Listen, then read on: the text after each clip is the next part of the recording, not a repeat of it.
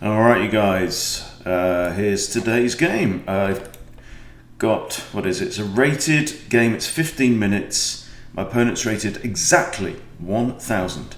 So we have the Nimzovich defense. So I've played e4 and he's brought out his Queen's Knight.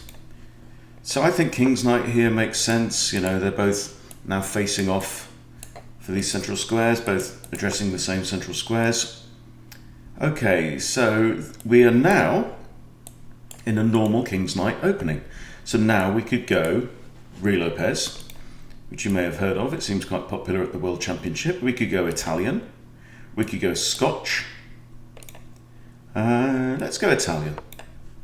Do like the Italian. So my bishop is already looking at the f7 square here. We might play c3, might drop the queen behind it. That's slow. That's slow. This takes a square away from his knight. Yeah, I mean, I can see what he's doing. He's preventing this. It's like an anti-fried liver, yeah. Right, so what should we do? What shall we do? I could do that. Takes, queen takes. It's kind of evil. I could castle my king. I could play c3. I could play knight c3. Could play d3 or d4. d4 is the more aggressive. And if we do have an exchange, I mean, I'm up in material. Sorry, I'm up in development already with 2-to-1 pieces out. So, you know, this I'm threatening d5, kick his knight, and really take advantage of the my development lead, because he's burned a move with h6, trying to prevent the knight from coming in. Now, if the knight had come in, he always has d4. d5, sorry. Okay, so he's going to have a think. So I've already slightly broken my own rule. So what we're doing in the Chess Bootcamp Club in the month of December is that a bunch of us have committed to, okay, sanity check, very important. We've committed to playing only rapid games, and not even 10-minute rapid games, but 15 plus 10, 30-minute or 60-minute, you know, the longer rapid games throughout the month of December. That means no blitz, no bull. Dogs fighting over bones there. So, and so the idea is that we want to find out if we all stick only to longer rapid games, does our chess improve? So does the rating go up? So here I've got like an in-between move. Knight takes c6, hitting the queen, right? And the queen actually has no escape squares. Therefore, the only option is going to be b takes. And that's going to leave black with 3 pawn islands. And then I can push e5 possibly and kick this knight, you know, with tempo. So I'm liking this position already. And if this knight should ever move, another option I've got as well is queen f3. Then kick the knight. The knight can't move because I have checkmate. That's a thought. He's also got d takes. If d takes, I'd be very tempted to trade queens. The advantage of d takes is that he ends up with just 2 pawn islands rather than 3. Yeah. Oh no, d takes isn't possible. Yes, it is. I'm going to think knight takes queen. Okay, now, critical point now. If we trade queens, king has to take, right? It's forced, because the king has there is no other legal move on the board. That means that black's king loses castling right. So I get to castle, but with the queens off the board, castling is not quite so much of a thing, of an issue. One thing I could do is maybe castle here, and if black wants to use his move by capturing my queen, I've got then rook takes. The other thing I was thinking about is a bishop f7 sack. King takes, I can't bring my queen here to attack, so here king takes, I could attack the knight with tempo. If so, let's think this through. This is all you need to do in chess, right? It's all about thinking stuff through. If you've been watching the World Championship games, they think, you know, in that time. Yeah, they're thinking 20 times quicker than you or I might be able to think, right? Because they're that experienced. They go, right, they're calculating. But that's what chess is. Okay, now, if I take king takes, I hit the knight. Knight has to move. He can go here. He can't go here or here. Oh, and I haven't got a queen anymore, so he can go there. Okay, so he's got lots of options that knight. So arguably, there is little gained in that exercise. Now, if I castle, let's compare the outcomes. I castle, he decides to trade. I get a centralized rook. I think that's a better scenario. Might also think about fianchettoing this bishop. So let's go ahead and castle now. Right, I've burned nearly 2 minutes on that move, but you know, we're wrestling for an advantage here.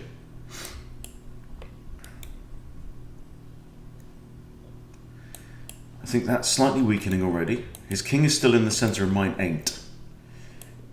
This knight doesn't have a quick route in because of this pawn here, covering some key squares. Might decide to bring my knight over this side to help with defensive duties, seeing as I've now lost my king's knight.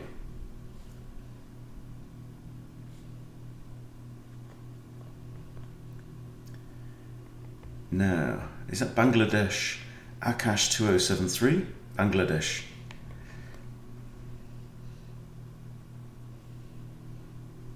Still got this idea. Queen there, push the pawn, knight can't move.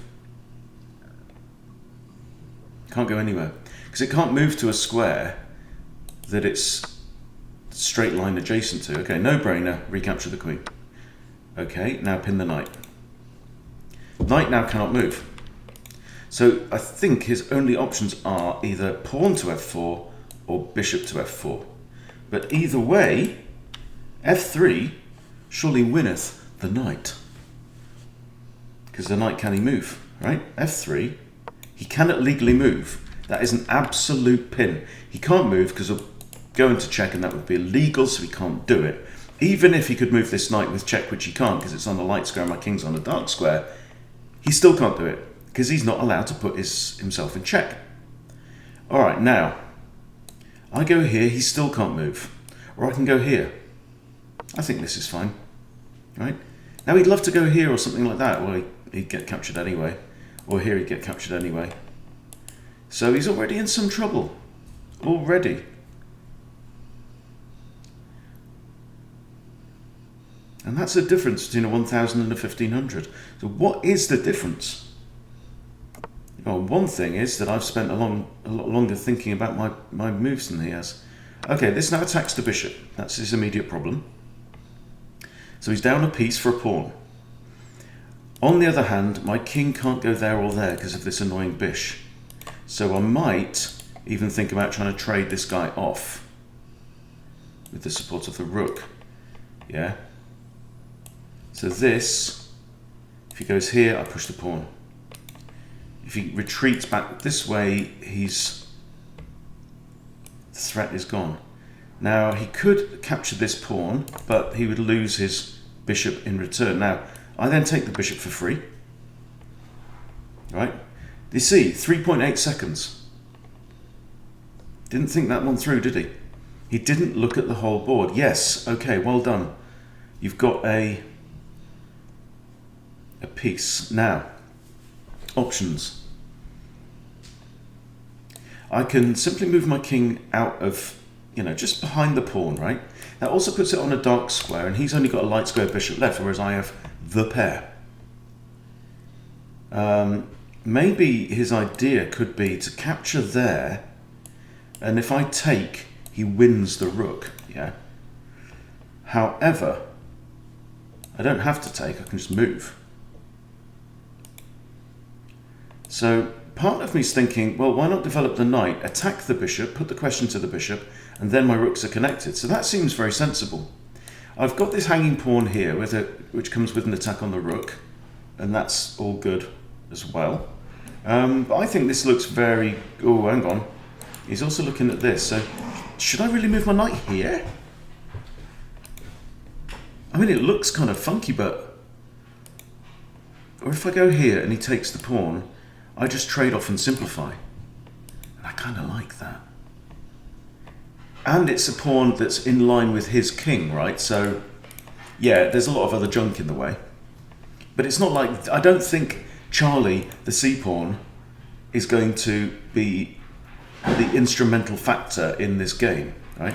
So I could go knight c3 and invite him to do this. Then we trade off rooks, yeah? And then I bring my rook to the center, and we end up basically, we've got a rook each, but I've got an extra bishop. Or I play knight a3, defending the pawn. Can't play knight here because he's got rook takes, you see. What else do we have? Pawn there, but that's liable to a trap. Here and attack the rook. Let's think that one through. Right? If I attack the rook, what's he going to do? He's probably just going to go here or here.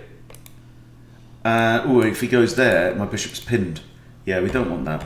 Okay, so I'm going to go this way. So now what I'm doing is, we're in the middle game, right? The queens are off the board, and I am now looking towards... My goal is to get into an end game that I know is winnable with accurate play. That's it. Okay? So I'm offering him here a free pawn.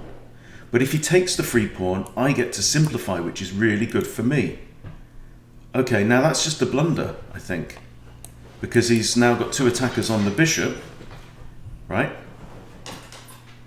So I'm inclined to capture with the rook, I think. Oh no, he's resigned. Okay. So very, very interesting stuff. So I think he just figured that out, that he was going to lose more material. But let's have a look at the review. Because this is where you learn, right? You don't learn as much by playing the game. You really learn at the end. So this was what, 10, 12 moves? Not 15 moves. Okay. Right, and I apparently have a blunder in there. So, fantastic. Let's have a look. Did you spot the blunder? Okay, Nimzo. Book move, okay, yep. Book move, obviously. We're now in the Italian. Anti-fried liver, book move. But you can see that the evaluation went from 0.16 in White's favour to 0.75 in White's favour. And that's a bit of a swing. Okay, so d4 is the best move. Hooray, I'm very happy about that. It's a kind of Scotch attack. Okay, we have takes, good, or excellent. There was an even better move. Castle first, huh? But marginal. Okay, so we have knight takes, he brings out his knight, which is good. The best move here would have been... Haha, attack the bishop. Put the question to the bishop. And then probably bring out the knight. Okay, so we have knight out, and now I take here, which is kind of okay, and it had a point to it. Computer says, yeah, just keep developing. Yeah, which probably makes sense, right? Development is good, kids. Okay, so he takes with that pawn, which is a mistake. Best would have been b takes. Okay, so he takes with that pawn. That's a mistake. And then apparently, castling is a blunder. You overlooked an opportunity to win material. Best move was... Ah! Yes, the old bishop sack. But, right, here's the thing. Free pawn. Because the king can't capture. If the king captures, the queen hangs. Need to remember that one. Ah. You see, I was even talking about bishop sack on queen on f7. Yeah? Ah, got to remember this pattern. So what's the pattern? Pattern is queens are facing off. Bishop's looking at f7 or f2 if you've got the black pieces. Simple as that. Simple as that. The king is also the only defender of the queen.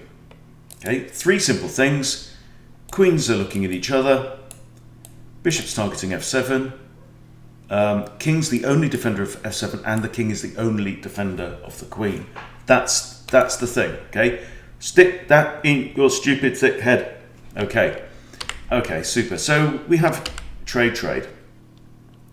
And now the computer says we're equal. In fact, black has this tiniest edge. Huh. Oh dear, this is a blunder. You've walked straight into my trap. Your father was seduced by the dark side of the Force. Haha. Okay, bishop f5 is best, but you're going to lose the knight. Anyway, f3 is good. There was a better move. Okay, yeah, I get that. So what we're doing here is we're developing. I kind of automatically went to, let's attack the pinned piece. Have we got a pawn, right? Oh yeah, f3, that will do, right? I didn't think to attack the pinned piece with a piece. And this comes with, what, altogether now, development. I get a knight off the back rank. So I'm threatening to take, bishop recaptures, I'm still up a piece. And I haven't weakened my king's position by opening up this diagonal. Thank you, Stockfish, that was incredibly helpful. Alright, so anyway, we didn't do that. I attack the knight, he brings out a bishop with check. I go that's good, but it's not the best move. Block. With development. All very interesting, you see? Can I do that? This needs to be part of my mental process, yeah? Can I do what I want to do and develop at the same time? Yes, I'm kind of pinning my bishop. Still down a pawn at this point, but you know, all the pressure is on the e-file here. Interesting stuff. The knight obviously is technically unpinned, but then as soon as bishop takes bishop, comes a check anyway. So that's interesting. I've learned some stuff today. That's excellent. And now we're just winning. Great move. Grab the knight. There's only one good move. Well, it was slightly obvious. Okay, bishop there is excellent. Best threatening to trade off. And that's a mistake because of that. And that's excellent. That's the best move. Hooray. And silly you. Right? Just giving up more material. Okay? So this is really interesting, right? You would think, right, watching somebody who's 1500 rated, kicking somebody who's 1000 rated arse, right? There's no learning in that, but it's not true. You can learn, yeah? And even when you kick someone's arse, you can learn. And that's how you become slightly better, right? And you can go on to kick bigger and better arses later on down the line. So I've definitely picked up some important things, particularly the lesson. And this is the thing, you want to walk away from every game going, I learned a lesson there. Thank you, game, you know? All good stuff. So this is the thing, you know, are we committed to being students of chess or just playing for fun? And there's nothing wrong with playing for fun. Absolutely nothing wrong with it, yeah? But if you want to get better, then you need to learn to get your magnifying glass out and look at each game and go, yes, because the analysis can show you your weaknesses. Now, you don't want to look at every inaccuracy. I mean, I didn't actually have any inaccuracies in this game, just that one blunder, right? Castling seemed to make perfect sense at the time. However, I missed this tactic. So, you know, two big lessons. Can I achieve what I want to achieve with development? And secondly, don't forget this one, because it's great, yeah? Literally, bishop takes here, and he can't capture, and he can't go there. So the king has to go here, right? And then if I want to, I can trade queens and there, and then I retreat my bishop, and I'm just a pawn up. Yeah, I'm a pawn up. Simple stuff. All right, so there you go, guys. There's today's game. Pretty one-sided, but that's not the point. The point is, are you taking the lesson away from every single game? Okay, there you go. Thanks for watching. See you later.